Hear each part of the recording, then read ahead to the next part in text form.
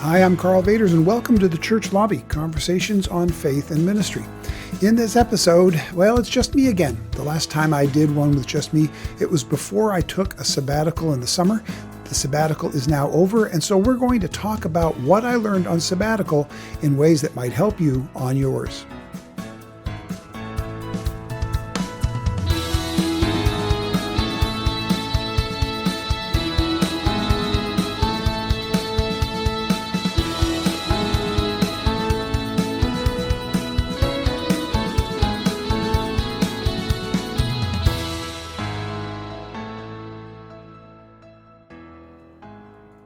Oh, sabbatical is an interesting experience. It's the first time I've ever done one, and I learned so much from it. And it's been about 3 weeks now since we were off sabbatical, so I've had a chance to let some of it kind of filter in and be able to reflect a little bit back on it. I've been writing things down all the way through sabbatical, written a bunch of stuff down since sabbatical, and out of it, I have 22 points that I want to share with you today. Don't worry, 22 seems like more than it actually is. I've just simply broken them down into bite-sized steps. So let's walk through some of these 22 steps that I learned on sabbatical that I believe are the best points that will help you as well if you're considering sabbatical, or if you're not considering sabbatical, but maybe you should be. So let's walk through them one at a time. First of all, pre-sabbatical prep is absolutely essential.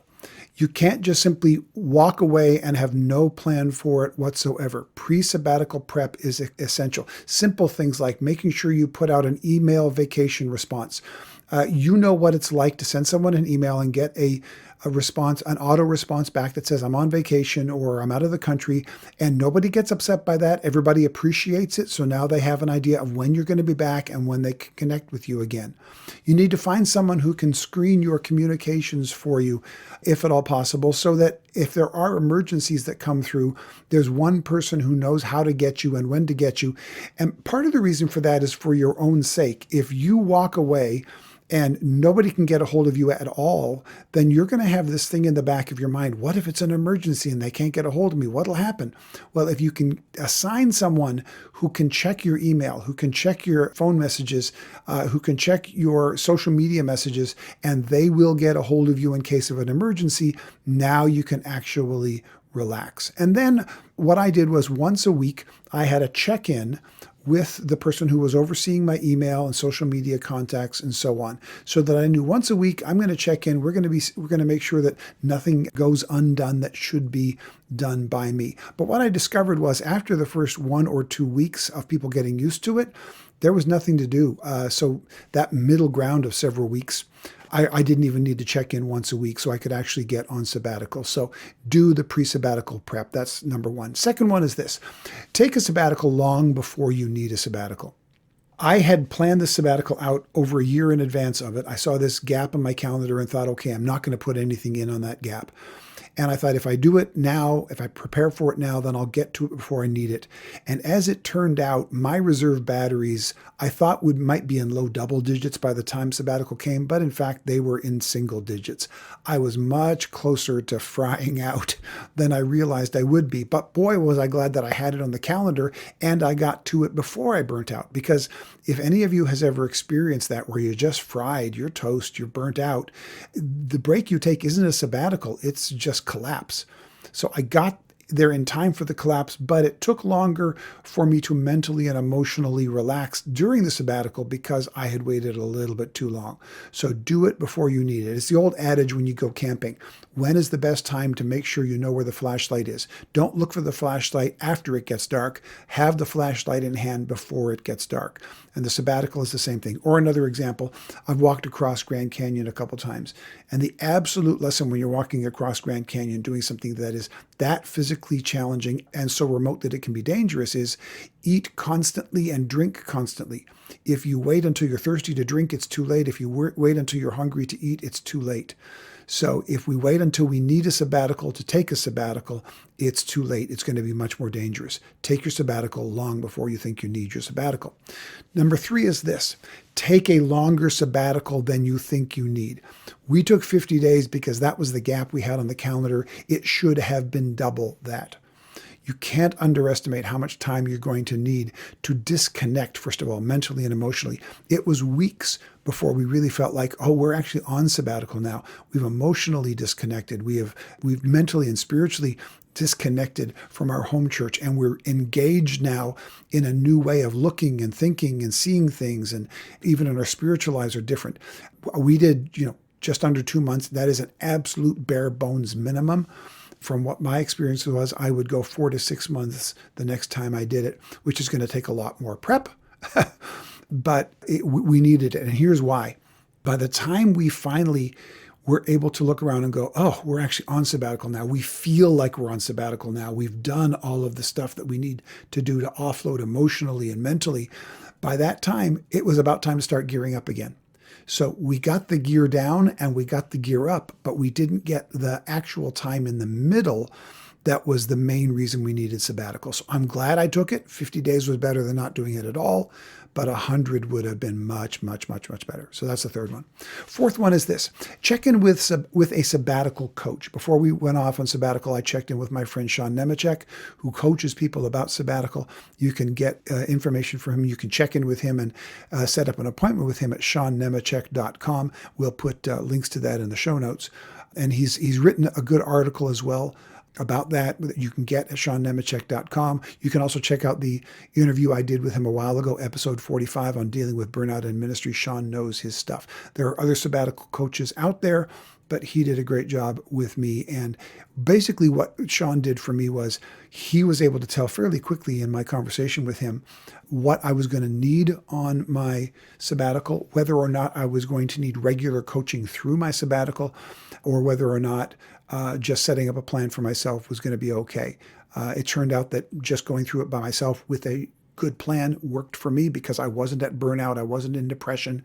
I wasn't all stressed out. I was just tired. But if you are at a point where you need more help through the sabbatical, make sure you have a coach who can tell you what you need and then walk you through it if you need it. So check in with a sabbatical coach. Number 5, have a plan. I talked about this pre-sabbatical prep, but that's different from having a plan. It turned out that almost all of our plans fell apart just from all kinds of interesting and different circumstances because life is that way. But having a plan gave us something to adapt from, and the parts of the plan that did stick with were really, really helpful. If you don't have a plan, you're probably going to waste your time. If you just simply turn off the tap and turn off the activity and don't have a plan to do something else that will refresh you and that will renew you and that will restore you, you will end up just wasting your time. So having a plan doesn't mean you're going to work, but it needs to be a plan that will work. It needs to be a plan that will bring you refreshment, that will bring you the renewal that you're looking for. A coach can help with that, but you need to go into it with a plan. Going into it with nothing is a bad idea. Number 6, you need to train the people at your church to be able to have church without you. Now, for the small church pastor, this is probably the number one reason I'm given why small church pastors don't take a sabbatical. It was the number one reason why I went 40 years without taking a sabbatical. And by the time I did take a sabbatical, I'm not the lead pastor anymore, so it was a lot easier. But if I were to tell myself something, every once in a while somebody will ask, if you were to be able to talk to yourself as a young pastor, what would you say?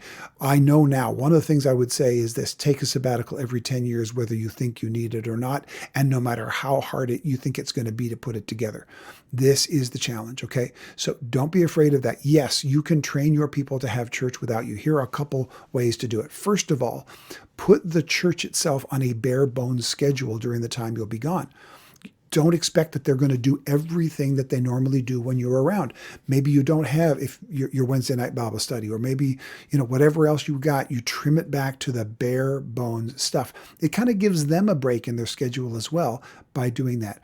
Secondly, have a pastor or a series of pastors over on Sundays who will preach for you, and maybe even a retired pastor who isn't going to be a threat to you, isn't going to be perceived as a threat or as an interloper by the congregation, someone who can be a soft landing for you. If you're in a denomination, ask around, are there retired pastors who can help with this?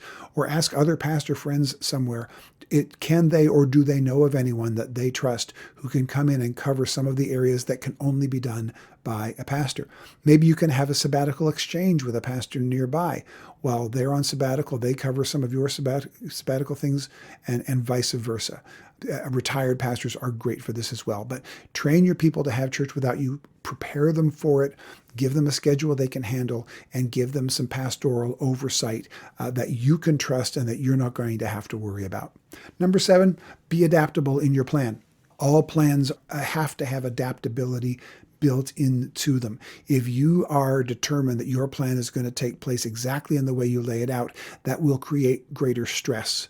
And the last thing you want in sabbatical is stress. You want to reduce your stress, so have a plan, but be adaptable. Number 8, include large chunks of do-nothing time. Now, I know that sounds like the opposite of have a plan and make sure you know what you're doing or you'll end up doing nothing. But no, that just means don't take your entire sabbatical doing nothing, but you should have big chunks of guilt-free doing nothing time. Okay? Things that normally you'd consider, oh, that was just a waste. And now this shouldn't be the main part of it, but you should have periods of it where, you know what, I'm just going to play video games today, or I'm just going to watch a movie today, or I'm just going to sit in the hammock today, or whatever. Stuff that normally you'd feel guilty about that you spent your time doing. And by guilty, I don't mean because it's sinful. I mean because it feels like you're not doing something productive. So again, your whole time should not be spent playing video games or watching movies. Obviously, getting away from a screen is a huge part of what we need to be able to do. We spend too much time on our screens, but don't make yourself guilty for wanting to do some of those things. It's okay to have large chunks of time where you do nothing and do things that otherwise would normally feel like they're wasteful, but on a sabbatical, they can be restful. Again, it shouldn't be the key part of it, but having chunks of do nothing time is really, I loved being able to just sit and watch 2 or 3 movies in a row. Shelley and I watched the entire Lord of the Rings series. Like, we're good to go. Okay. And we felt zero guilt about it. It was just awesome to be able to do that. Okay. Number 9, do everything with your spouse. If you have a spouse, do everything with them from planning to implementation. Sometimes, pastors, we have a way of just simply, arranging everything ourselves and then informing our spouse afterwards. But if you are married, your spouse is going to be a big part of this sabbatical time. Your spouse might work on their own and not be able to take that time off. Most of you probably will be sabbaticaling with your spouse during that time. But whatever that is, make sure that they are a part of the plan from the very beginning, as in how long is it going to be, to what's the plan going to be, to what times are we going to spend together, what times will we be spending apart. There may be times that you need to be away just by yourself or just with a couple friends, fishing or camping or whatever. Those should be planned with your spouse.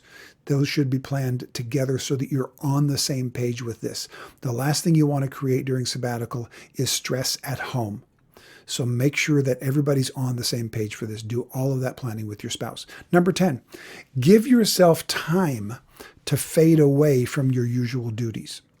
I was shocked in the first couple weeks by how hard it was not to check my email and my social media and the news every single day, because that was just part of what I did. And so this is one of the things that Sean Nemechek helped me with. He said, for the first couple of weeks, you're going to feel that. So give yourself time to fade away. It's okay in the first week or two. If you have 1 or 2 duties that you didn't quite get done, that you really need to get done in order to relax, it's okay to spend a couple hours doing that in your first week or 2. If you realize, oh no, I forgot to do this before I left and it's got to be done or I'm going to worry about it, then go ahead and get it done so you don't have to worry about it. In the first 2 or 3 weeks, give yourself grace. Give yourself the chance. Yes, you can get some work done. You're going to fade into it. And on the other end, you're going to fade out of it again. If you turn the sabbatical switch off instantly, like there's a wall, one day you're working like crazy and the next day there's nothing at all, that is too sudden. It's too hard for most of us emotionally and mentally to be able to do that. So it's okay. What you may discover is, especially if you do it instantaneously, you may get sick with the adrenaline drop. I was shocked. The first week we were off, I slept over half of the time from the normal sleeping hours and then a nap or 2 during the day. I slept more than 12 of 24 hours almost every single day for the first week. I was shocked. And then I got sick. I got a cold. I got stomach, whatever. It was because like the adrenaline was holding on until I was off. And then the body just went, that's it. We're done. And I got sick. That is a fairly typical thing to happen early in sabbatical. which is one of the reasons why early in sabbatical, don't plan to take a trip to do something that you have tickets for or whatever. You need time where you can get sick, whether it's an emotional sickness or a physical sickness or a combination of the two, or just simply let your body collapse and get yourself time to check out. That's okay. Give yourself time to fade away from those usual duties. It's not going to be instantaneous. Number 11, well, we've already talked about this a bit. Don't be shocked by a bizarre sleep cycle. You might sleep for a long time like I did, or you may find yourself awake in the middle of the night with your brain buzzing and nowhere to put it. Or you may cycle back and forth between the two. So be aware that you're likely to have a bizarre sleep cycle for the first few weeks while your body is trying to figure out what is going on here, that I'm not rushing to work every single day. Okay, so don't be shocked by that. Be prepared for it. And when it happens, there's not much you can do about it except kind of wait it out. But at least you won't be surprised or worried when it happens if you're aware that it might be coming.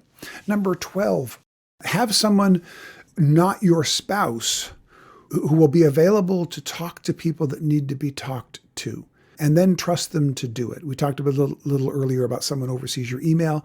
This is also now someone who's going to be available physically.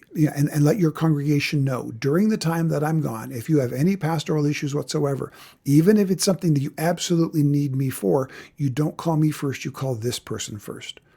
Okay, you let them know there is this person who is going to check those things, and it can't be your spouse. Do not let it be your spouse, because it might as well just be you then. But there needs to be someone in the congregation you trust who's going to filter through all of these requests, because as we all know, somebody is going to think it's an emergency that only the pastor can handle, and it turns out, no, somebody else can handle it just fine. So have someone in place for that. And now a short break to talk about something else. If you like the content you're hearing, here are 2 things you can do for us. First, forward this podcast to a friend.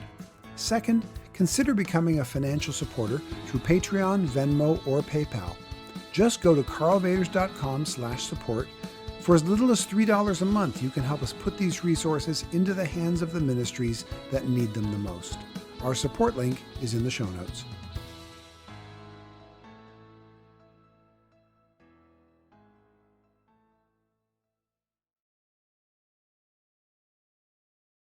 Number 13, journal. Journal even if you hate it. I am not a journaler, but I did journal every single day of this, and I found it to be helpful. What worked for me was first thing in the day, I journaled about what happened on the previous day. I was more able to kind of assess what happened during the day the next morning than I was at night when I was tired. I really highly recommend you do it on paper and not electronically, even though there are great electronic journals out there. There's been a lot of work done on this recently, and it's been discovered that especially when you're processing deep emotions, or when you're trying to figure out new things, or you're doing something in a new way, you can process it better and remember it more when you do it on paper than when you do it electronically. So even if you haven't liked it, journal every single day. It doesn't have to be long. It can literally be some days, napped today and read half a book, and that might be your entire journal entry for a single day. That's okay. It doesn't have to be long, but the discipline of doing it during sabbatical is really helpful. 14, do physical things that you love. As pastors, most of our life and most of our work is spent inside our own heads, hearts, and spirits. And so to get the break, we need to not spend the entire sabbatical inside our own heads, hearts, and spirits. What do you like to do physically? Do you like to garden? Do you like to fish? Do you like to hike? Do you like to play sports? Do you like to just relax in a hammock? But think physically about the things you enjoy doing. And by doing those things physically, it allows your brain to rest a little bit and to get out of your own head. So do physical things that you love. Number 15, spend time with friends and family who will ease your emotional load, which means spend as little time as possible, even with family and friends who cause stress. And we all know who those people are. We all have friends and family members who, when we spend time with them, we are refreshed by them. They get us. We get them. It's not an additional burden. It's something that's joyous. And we all have friends and family members, and we love them just as much. But we know that spending time with them will be a burden, and it will add stress. they won't get why you're on sabbatical. They'll think you're lazy, or they've got issues of their own that they can't get out of their own head on. Some of these you're going to have to do. There are certain people you just have to check in on a regular basis.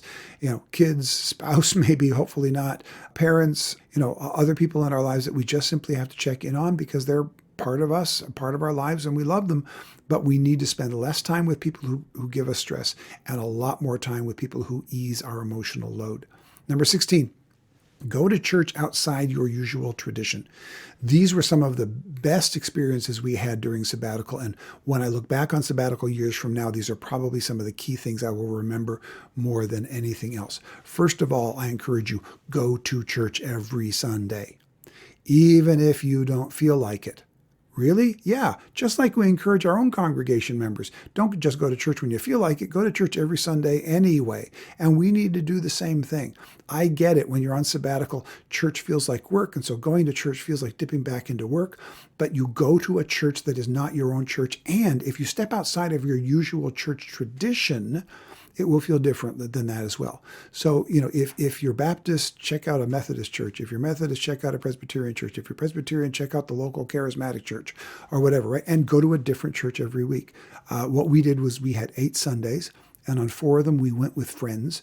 And every single time we went with friends to church, friends who we trusted and we knew were spiritually mature. Every one of those experiences was very positive because these are spiritually mature people and they're going to go to good churches. The other 4, we just picked churches on our own that we wanted to check out from 4 different theological backgrounds, all solidly Christian, but from who did worship in a way that was different from ours. In fact, I'm going to talk a little bit more about this in the bonus material. I'm going to talk about how we found great churches on our sabbatical. And I'm also going to talk a little bit, but not too much, about the one church we went to that was a very bad experience, why it was a bad experience, and what we learned from that. So that'll be in the bonus material. So if you're listening to this and you want to listen to the bonus material, anybody who supports us by going to karlvaters.com/support will get a link to all of our bonus videos. And if you go to karlvaters.com/subscribe, you can subscribe to our free newsletter, which comes out every Friday, and that also has a bonus link, and that's only for subscribers and supporters. So if you want that additional material, that's how to find that, and there will be links to that in the show notes. So go to church outside your usual tradition, and we'll talk more about that in the bonus material. Number 17. Read scripture and pray outside of the way you usually do it. I don't recommend that you're going to tear through the entire Bible. I do recommend that you go slow through certain portions. I highly recommend the Gospels. Spend time just reading the life of Jesus. Look how he rested. Look how the patterns and rhythms of his life, how healthy they were. Spend some time in the Psalms. If that's something you need to maybe rejoice through and mourn through, that's a good place to go. But I highly encourage that you take a section of scripture and you go deep rather than that you go through the entire Bible during that time. That's not a bad experience to have either, but I think sabbatical is more for slowing down and spending time. I also encourage you to read from a different translation because you'll hear it in a different voice, a different translation than you're used to, and spend some time praying in ways that are different than the way you normally pray. There are some good books out there that talk about different prayer styles and prayer types. Make sure that it comes from a profoundly Christian viewpoint because, of course, there's a lot out there that comes from a non-Christian viewpoint that will open you up to things that are unhealthy. But pray in a way different from what you're used to praying in that will help you to open up your heart and your spirit to hearing from the Lord in ways you don't normally hear from him, okay? Number 18 now, read books for fun. Watch movies and TV for fun as well, but don't spend a lot of screen time. Read fun books. Yes, it's okay to read some devotional books. It may even be okay to get into that big theological work you wanted, but I really highly recommend don't spend all of your time going deep theologically. That is not the brain break that you need. Read a novel, read some fiction, read some biography, read something that you don't normally, quote unquote, have the time for, but now you do. Number 19, don't be shocked by mood swings. Going on a sabbatical is kind of like someone coming off an addiction. You may go through bouts of depression that will surprise you, and you're going to wonder where it's coming from. It's coming off of adrenaline. It's coming off of activity. It's coming off of feelings of responsibility. And you may feel guilty because you're doing what you're doing. You may go from a constant hype to all of a sudden complete lethargy, and you just feel like, not only are you not doing anything, but you may feel like you're not worth anything because you're not doing things. And that may be something to look at and go, wait a minute, have I had what I do tied too much to who I am, and now because I'm not doing it, I feel like I'm not of value? And assess that and walk through that. It's another reason why you might want a sabbatical coach to help you deal with those things as they come. But don't be shocked when your moods swing erratically during this season, especially at the beginning of it. Number 20, after disconnecting, after you've had your disconnect and you've maybe had some time in the middle to actually go through sabbatical time, start thinking big picture. So as you start getting towards, okay, we're closer to coming out of sabbatical than going into it, start fading back into real life gradually. And one of the first ways to do that is start asking yourself, okay, now I'm not talking about church agenda, we're not talking about the church facility, we're not talking about schedules, but ask yourself, where am I in my pastoral calling? Am I doing what the Lord has called me to do, or have I become too busy just simply putting out fires? What might this next season of life look for me? Not the next few weeks or months, but years, decades, and even years and decades aren't even the right word. Season is the only word I can think of. What is the next season the Lord might be calling me into? Now that you've had some weeks, maybe even a couple months to disconnect your mind and your brain from schedules, you might now be able to think bigger picture and start thinking about your calling and the vision that God has put upon your life. And when you first do this, you're talking about less than an hour a day. You get up in the morning, you sit down, you have your devotional, you read through scripture, and then you just sit back with your journal open and you start thinking and praying and pondering and asking, Lord, am I where I ought to be? Where is it that you might want to be taking me? And just start jotting things down. And then after half an hour, maybe 15 minutes, set it aside and then go do something fun for the rest of the day. So you're going to come into this slowly, but start thinking big picture. Number 21, our second to last point, is this. Think long-term on your schedule after you've had some of this time to think big picture. Okay? So your fade in is going to begin with thinking big picture about seasons. Then after you started going, hey, maybe we should make adjustments here or there. We did that. Shelley and I had big plans for 2024 that were going to be very busy, very involved, very high planning. And 2/3 of the way through sabbatical, as we started thinking about it, we started realizing, you know what? The agenda that we had looked at for 2024 is not a sustainable agenda for us.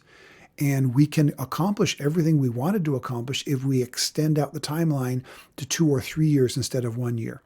And part of the reason we had scheduled it all to be done in 1 year was because we made our 2024 plans early 2023 when we were on a hyper schedule and we were feeling hyper.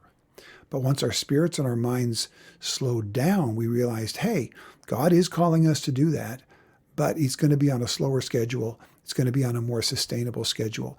So after you start thinking big picture, then start thinking long term, then start looking at your calendar, at your schedule, at the things you had planned to do, and are there adjustments to make it. During this time, be careful. Do not make any irrevocable decisions. If you make a decision, it has to be something that you can change later, because right now you're on an emotional high or low or swinging back between the two. So you want to look at things and go, hey, let's consider doing this. Maybe we should consider doing that. Do not cancel plans immediately. Do not schedule plans immediately. You are at a place that is different than your normal life. And so it can help you think and look at things big picture, but it also puts you in a place that isn't normal. And so when you get back to normal, you may go, what in the world were we thinking?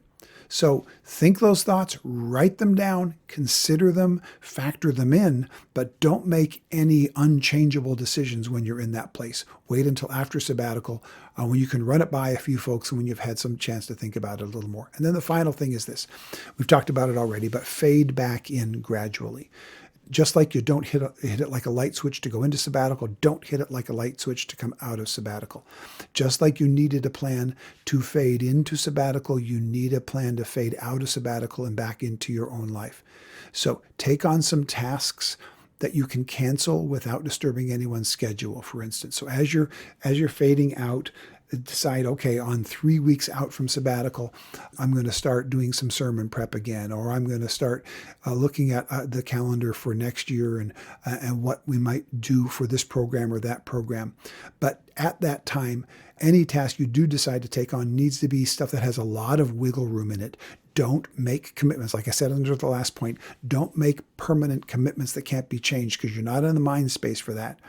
But start thinking about scheduling, start thinking about sermon prep, start thinking about things that you can do when you get back. And there's a richness there that you can discover and that you can dig into. Okay, that's 22 things. I hope that was helpful. Bottom line for me is this: if you have not taken a sabbatical ever, please, please, please consider one. If you have taken one and it didn't work well for you, maybe this will now give you a pattern that you can use to be able to do it well the next time. Maybe you think you don't ever need a sabbatical. All I can tell you is, if you are pastoring, you need longer breaks than you realize you need. And if you do it well, it can give you a much, much, much greater value than you ever imagined that it possibly could. So God bless you as you do that. If you are a regular subscriber, karlvaters.com/subscribe, or supporter, karlvaters.com/support. We're now going to get into the bonus material. You'll be able to watch that on YouTube if you get the link by doing one of those two things. And again, go to the link in the show notes and you'll be able to listen to the bonus material that I'm going to be talking about how we found our great churches on sabbatical. All right, thanks. We'll see you the next time.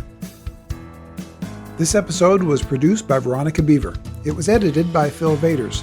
Original theme music was written and performed by Jack Wilkins of jackwilkinsmusic.com. The graphic design is by Solomon Joy. And me, I'm Karl Vaters, and I hope to talk with you again in the church lobby.